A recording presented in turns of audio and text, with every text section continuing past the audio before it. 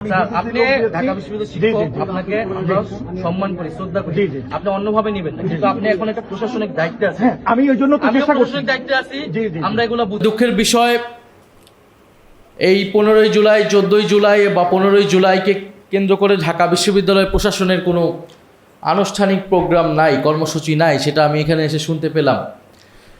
গত সরকারের সময়, বিগত সরকারের সময় কিন্তু এই দিনটাকে 14ই জুলাই অথবা 15ই জুলাই, যেহেতু 14ই জুলাই রাতে 15ই জুলাই হয়ে গেছে, তখন শিক্ষার্থীরা রেজিস্ট্যান্স করেছিল, মেয়েরা নেমে এসেছিল এবং সেই দিন প্রথমবারের মতো এই আন্দোলন একটা রাজনৈতিক অবস্থানে রূপ নিয়েছিল। তো ঢাকা বিশ্ববিদ্যালয় প্রশাসনের আজকের দিনকে ঘিরে কোনো কর্মসূচি না থাকা, প্রোগ্রাম না থাকাটা দুঃখজনক। এবং ঢাকা বিশ্ববিদ্যালয় প্রশাসন যেই বিশ্ববিদ্যালয় থেকে বাংলাদেশের সকল গণতান্ত্রিক সংগ্রামকে নেতৃত্ব দেওয়া হয়েছে, জুলাই বিপ্লবকে নেতৃত্ব দেওয়া হয়েছে, সেই জুলাই বিপ্লবকে স্মরণে ঢাকা বিশ্ববিদ্যালয় প্রশাসন এবার যথাযথ মূল্যায়ন করছে, কর্মসূচি নিচ্ছে বলে আমার কাছে মনে হয়নি। 5ই আগস্টের দিনে তাদের কিছু প্রোগ্রাম আছে, এছাড়া পুরা মাসব্যাপী কিন্তু তারা কর্মসূচি নেয়নি। আজকে কর্মসূচি হয়েছে বিভিন্ন ছাত্র সংগঠনের, এবং আপনারা দেখেছেন যে আজকের এই কর্মসূচিকে কেন্দ্র করেও, এই জাতীয় শক্তির কর্মসূচিকে কেন্দ্র করে এখানে বিদ্যুৎ অফ করে দেওয়া হয়েছিল।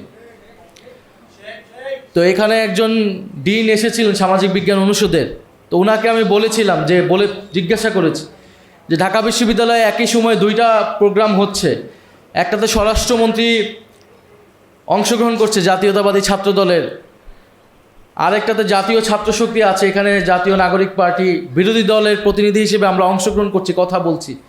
সেখানে যদি যথাযথভাবে সব আয়োজন থাকে, এইখানে কেন থাকবে না?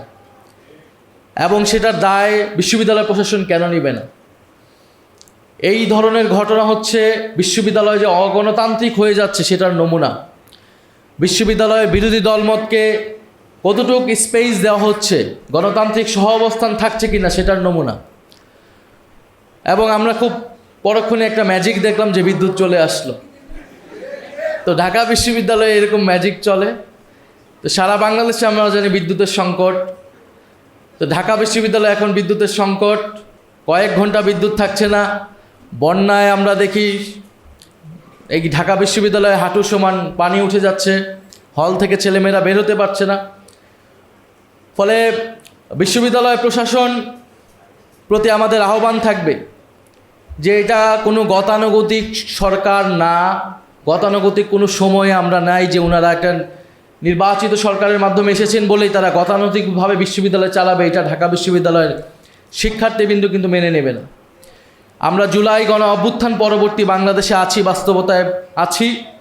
অবশ্যই ঢাকা বিশ্ববিদ্যালয়ের শিক্ষার্থীদের সকল ধরনের নাগরিক এবং শিক্ষার্থী সুলভ সুযোগ সুবিধা নিশ্চিত করতে হবে, শিক্ষার মান উন্নয়নে যথাযথ ব্যবস্থা নিতে হবে এবং এই বিশ্ববিদ্যালয়ের গণতান্ত্রিক সহাবস্থান নিশ্চিত করতে হবে। বিশ্ববিদ্যালয়ে যে ছাত্র সংসদ নির্বাচন হয়েছে সেটার ধারাবাহিকতা রক্ষা করতে হবে।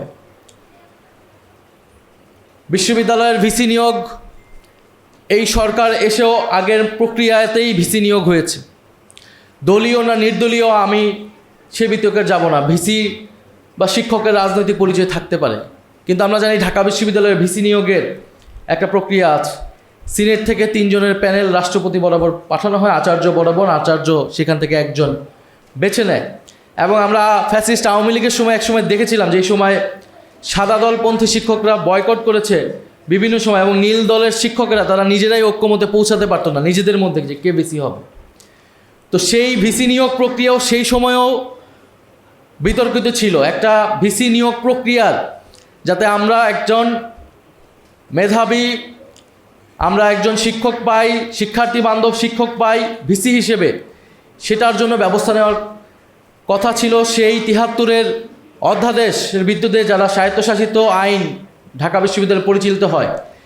তো এবারের সরকারও কিন্তু সেই একই প্রক্রিয়ায় বিশ্ববিদ্যালয়ে ভিসি নিয়োগ হয়েছে। একই প্রক্রিয়ায় না, আসলে সিনেট থেকেও আসেন, এটা সরাসরি আচার্য রাষ্ট্রপতি তার ক্ষমতা বলে ভিসি নিয়োগ করেছে।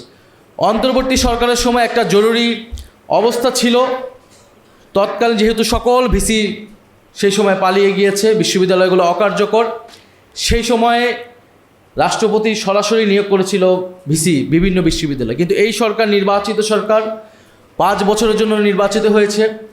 ফলে এই সরকারের সময় আমরা আশা করেছিলাম ঢাকা বিশ্ববিদ্যালয় সহ স্বায়ত্তশাসিত 4টা বিশ্ববিদ্যালয় এবং অন্য সকল বিশ্ববিদ্যালয়ের ভিসি নিয়োগের একটা সুষ্ঠু প্রক্রিয়া অবলম্বন করা হবে।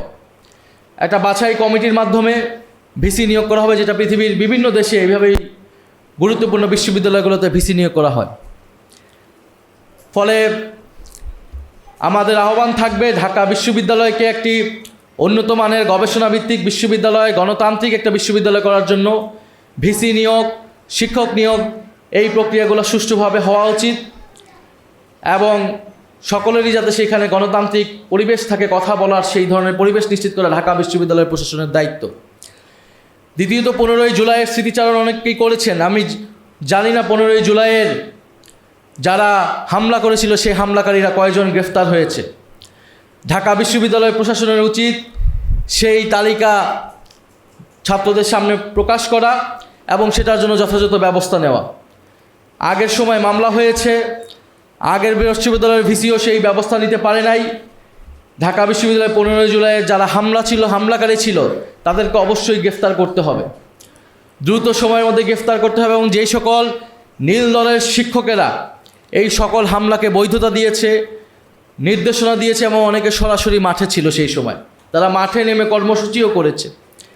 ফলে সেই সকল বিশ্ববিদ্যালয়ের শিক্ষক নামের যারা দালাল ছিল আওয়ামী লীগের ফ্যাসিস্টদের, তাদের বিরুদ্ধে ব্যবস্থা নিতে হবে। আমরা দেখছি প্রশাসনের বিভিন্ন জায়গায়, শুধু সরকার বিশ্ববিদ্যালয়, সরকার প্রশাসনেরও আওয়ামী দালালরা রয়েছে যারা এই ধরনের বাংলাদেশকে একটা অকার্যকর রাষ্ট্রে পরিণত করতে চায়, সেই ধরনের পরিকল্পনা করছে। বিশ্ববিদ্যালয়কে ঘিরেও একই ধরনের ষড়যন্ত্র রয়েছে। নীল দলের শিক্ষকরা এখনও সেই ধরনের ষড়যন্ত্রে রয়েছে।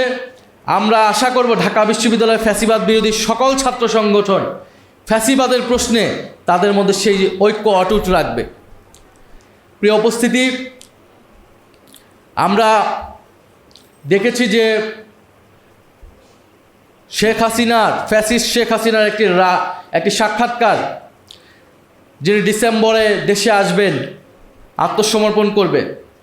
আমরা জানি ডিসেম্বর আত্মসমর্পণের মাস, তো ডিসেম্বরেই সবাই আত্মসমর্পণ করে। তো শেখ হাসিনা ডিসেম্বরে আসবে কি কবে আসবে, এটা বাংলাদেশ সরকারকে নির্ধারণ করতে হবে। এবং গতকালকে সরকারের জায়গা থেকেও স্পষ্ট করা হয়েছে যে শেখ হাসিনার আত্মসমর্পণের আসলে কোনো সুযোগ নাই। তিনি আসবেন এবং তাকে আসামাত্রই এয়ারপোর্ট থেকে গ্রেফতার করা হবে এবং তার রায় কার্যকর করা হবে। তবে স্বরাষ্ট্রমন্ত্রী বলার সময় ওনার স্বভাবসুলভভাবেই উনি এখানে একটা নোক্তা রেখেছেন, একটা ফাঁদ রেখেছেন যে আপিল করা যাবে কিনা সেটা আইন ব্যবস্থা নেবে, আপিল করা যাবে না। শেখ হাসিনার মামলার আপিলের রায় যখন হয়েছে, আপিল করার সুযোগ ছিল 30 দিন। সেই 30 দিনে শেখ হাসিনার পক্ষ থেকে কেউ আপিল করে নাই। ফলে শেখ হাসিনার মামলার রায়ে কোনো আপিলের সুযোগ নাই। এবং আমরা আশা রাখি সুপ্রিম কোর্ট, মহামান্য আদালত কমপ্লিট জাস্টিস হিসেবে শেখ হাসিনার যে ফাঁসির রায়, সেই রায়কেই বহাল রেখে সেটাকে কার্যকরের ঘোষণা দেবে। তিনি আসা মাত্র এই দেশে। ফলে আমরা বিচারের ব্যাপারে অগ্রগতি চাই এই সরকারের কাছ থেকে। দ্বিতীয়ত, সংস্কারের প্রশ্নে আমরা মনে করি বর্তমান সরকার গণভোটের রায় বাস্তবায়ন না করে এদেশের গণ অভ্যুত্থানকামী, পরিবর্তনকামী মানুষের সাথে প্রতারণা করেছে। তারা জুলাই সনদ অক্ষরে অক্ষরে বাস্তবায়ন করবে বলছে, কিন্তু আমরা এখন পর্যন্ত তার কোনো নির্দেশনা দেখছি না। আমাদের যে সকল মৌলিক সংস্কারের দাবি ছিল, গুম অধ্যাদেশ, পুলিশ সংস্কার অধ্যাদেশ, বিচার বিভাগের আলাদা সচিবালয়ের অধ্যাদেশ, সকল অধ্যাদেশগুলো কিন্তু বাতিল করে দেওয়া হয়েছে। মানবাধিকারের অধ্যাদেশ, এবং যেখানে দাবি ছিল নতুন সংবিধান বা সংবিধান পুনর্লিখন, সেটাকে এনে সংশোধনে ঢুকানো হয়েছে। এবং গণভোটকে অস্বীকার করা হচ্ছে। গণভোটের যেই আদেশের ভিত্তিতে গণভোট হয়েছে, নির্বাচন হয়েছে, বিদ্যমান সংবিধানের অধীনে নির্বাচন হয় নাই। নির্বাচন হয়েছে গণভোটের যে আদেশ, সেই আদেশ অনুসারে গণভোট এবং জাতীয় নির্বাচন, দুইটি নির্বাচন হয়েছে।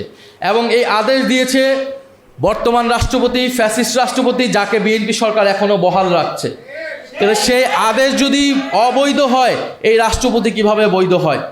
সেই রাষ্ট্রপতিকে তারা কিভাবে কেন বহাল রাখছে? তাহলে সংবিধান বিরোধী যদি আদেশ রাষ্ট্রপতি দিয়ে থাকে তাহলে রাষ্ট্রপতির তো বিচার হওয়া উচিত। তাহলে বর্তমান সরকার তো সেই ধরনের বিচারের কোনো ব্যবস্থা নিচ্ছে না।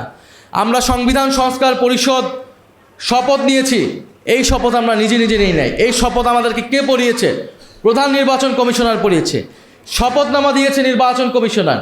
সেই শপথ যদি সংবিধান বিরোধী হয় তাহলে প্রধান নির্বাচন কমিশনার একটা সংবিধান বিরোধী কাজ করেছে, তার তো গ্রেফতার হওয়া উচিত, তার বিচার হওয়া উচিত। কিন্তু সেই একই নির্বাচন কমিশনের অধীনে বর্তমান সরকার স্থানীয় সরকার নির্বাচনের আয়োজন করছে। ফলে আমরা বলবো জুলাই গণ অভ্যুত্থানকে ধারণ করতে হলে অবশ্যই বিচার সংস্কার এবং নতুন বাংলাদেশের যে আকাঙ্ক্ষা, বৈষম্যহীন বাংলাদেশের আকাঙ্ক্ষাকে ধারণ করতে হবে। শুধু মুখে জুলাইয়ের কথা বললে হবে না। এবং গতকালকে সংসদেও বলা হয়েছে যে জুলাই আমরা ধারণ করি, কিন্তু জুলাই নিয়ে আমরা রাজনীতি করি না। জুলাই নিয়ে অবশ্যই রাজনীতি করতে হবে, কারণ নতুন বাংলাদেশের রাজনীতি হচ্ছে জুলাইয়ের রাজনীতি। সেই রাজনীতি বলে যে আমরা স্বৈরতন্ত্রে ফেরত যাব না, আমরা গণতন্ত্রে যাব। সেই রাজনীতি বলে আমরা বৈষম্যপূর্ণ বাংলাদেশ চাই না, আমরা বৈষম্য বিরোধী বাংলাদেশ চাই, আমরা অন্তর্ভুক্তিমূলক বাংলাদেশ চাই, আমরা স্বাধীন সার্বভৌম বাংলাদেশ চাই, আমাদের পররাষ্ট্রনীতি চাই। ফলে জুলাইয়ের রাজনীতির বিপরীত রাজনীতি হচ্ছে ফ্যাসিবাদী রাজনীতি। জুলাইয়ের সময় বাংলাদেশ বিভাজিত হয়ে গিয়েছিল। বাংলাদেশে দুইটি পক্ষ স্পষ্ট ছিল, ফ্যাসিবাদের পক্ষ আর গণ অভ্যুত্থানের পক্ষ, জুলাই বিপ্লবের পক্ষ। আমরা মনে করি বিএনপি সরকার জুলাই বিপ্লবের পক্ষে ছিল এবং এখনও থাকবে, এবং তাকে থাকতে হলে তাকে সংস্কারের মাধ্যমে, জুলাই সনদ বাস্তবায়নের মাধ্যমে, গণভোটের আদেশ বাস্তবায়নের মাধ্যমেই এটা প্রমাণ করতে হবে। অন্যথা আমরা দেখছি বিএনপির অধীনে, বিএনপির আশ্রয়ে প্রশ্রয়ে মিডিয়ায় এবং তাদের কিছু এমপি জুলাই গণ অভ্যুত্থানকে বিকৃত করে, জুলাই গণ অভ্যুত্থানের বিরুদ্ধে যেভাবে কথা বলে যাচ্ছে, আমরা আশা করব বিএনপি দলগতভাবে তার বিচার চাবে, দলগতভাবে তার ব্যবস্থা নেবে এবং তাদেরকে যথাযথভাবে বিচারের আওতায় আনা হবে। প্রিয় উপস্থিতি, আমি আমার বক্তব্য দীর্ঘায়িত করব না। আমরা আশা করব যে এই ঢাকা বিশ্ববিদ্যালয়ে অনেক লড়াই সংগ্রামের পরে এটা সত্যই যে 36 দিনে গণ অভ্যুত্থান হয় নাই, আমরাও 36 দিনের আন্দোলন করি নাই। ঢাকা বিশ্ববিদ্যালয়ের প্রথম বর্ষ থেকেই বিশ্ববিদ্যালয়ে ফ্যাসিবাদের বিরুদ্ধে আন্দোলন করেছি, লড়াই সংগ্রাম করেছি। আমাদের যারা পূর্বসূরি ছিলেন তারা আরও দীর্ঘ সময় ধরে এ আন্দোলনে লড়াই সংগ্রাম করেছে, নির্যাতিত নিপীড়িত হয়েছে। নানান মানুষের, নানান অংশীজনের নানান সংগ্রাম এবং আত্মত্যাগের ফলে জুলাই বিপ্লব সংগঠিত হয়েছিল। এই জুলাই অভ্যুত্থান সকলের, সবার, এবং এই জুলাই বিপ্লবকে টিকিয়ে রাখতে হবে সকলে। যারা বলে জুলাই গণ অভ্যুত্থান ব্যর্থ হয়েছে তারা আসলে প্রকারান্তরে জুলাই গণ অভ্যুত্থানকে অস্বীকার করতে চায়। আমরা মনে করি জুলাই বিপ্লব, জুলাই গণ অভ্যুত্থান ব্যর্থ হয় নাই। ঢাকা বিশ্ববিদ্যালয়ের ছাত্রদের সবচেয়ে বেশি দায়িত্ব যে পুরো বাংলাদেশে যা কিছু হয়ে যাক, ঢাকা বিশ্ববিদ্যালয় থেকেই জুলাই অভ্যুত্থানের যাত্রা শুরু হয়েছিল। ঢাকা বিশ্ববিদ্যালয়কে এই জুলাই গণ অভ্যুত্থানের পক্ষে থাকতে হবে এবং বাংলাদেশের জনগণের পক্ষে থাকতে হবে, এবং ফ্যাসিস্ট যত ধরনের ষড়যন্ত্র এবং পায়তারা আছে সব কিছু রুখে দেওয়ার জন্য ঢাকা বিশ্ববিদ্যালয়ের শিক্ষার্থীরা ঐক্যবদ্ধ থাকবে, যুগে যুগে লড়াই সংগ্রাম করে যাবে এদেশের জনগণের পক্ষে। যেরকমটা আমরা 1971 সালে দেখেছি, 69-এ দেখেছি, 47-এ দেখেছি।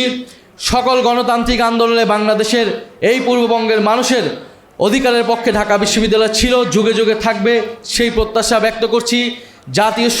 জাতীয় ছাত্র শক্তি সেই লড়াইকে ধারণ করে এগিয়ে নিয়ে যাবে, সেই প্রত্যাশা ব্যক্ত রাখছি। ইনকিলাব জিন্দাবাদ।